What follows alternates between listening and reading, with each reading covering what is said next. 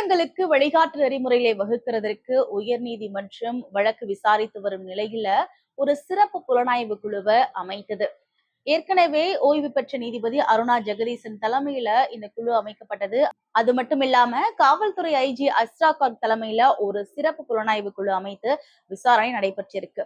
இந்த சூழ்நிலையில தான் தாவேகாவின் தேர்தல் மேலாண்மை பொதுச் செயலாளர் திரு ஆதவ் அர்ஜுனா என்ன சொன்னார் அப்படின்னா, தமிழக அரசின் விசாரணை குழு மீது எங்களுக்கு நம்பிக்கை இல்ல. இதுல பாரபட்சம் காட்டப்படுது.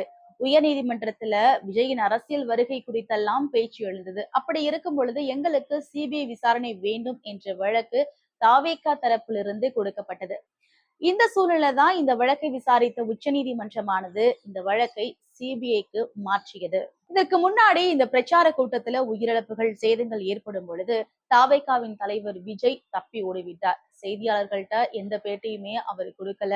மக்களை சந்திக்க வரல, குறித்த நேரத்திற்கு வரல அப்படிங்கிற பல குற்றச்சாட்டுகள் அவர் மீது வைக்கப்பட்டது. அது மட்டும் இல்லாம கரூர்ல மாஸ்க் காட்டுறதற்காக இவ்ளோ கூட்டத்தை அவரே கூட்டினாரு. எல்லா மக்களையும் அனுமதிக்கப்பட்டது. ஒரு பிரச்சார கூட்டத்திற்கான ஒரு நெறிமுறைகள் அங்கு இல்ல. அப்படியெல்லாம் பல அடுக்கடுக்கான குற்றச்சாட்டுகள் அவர் மீது, தாவேகாவினர் மீது குற்றம் சாட்டப்பட்ட வந்தது. இது ஒருபுறம் இருக்க திமுகவினர் மீதும் குற்றங்கள் சாட்டப்பட்டது. இது எல்லாம் திமுகவின் சதிதான் அப்படியும் பேசப்பட்டது.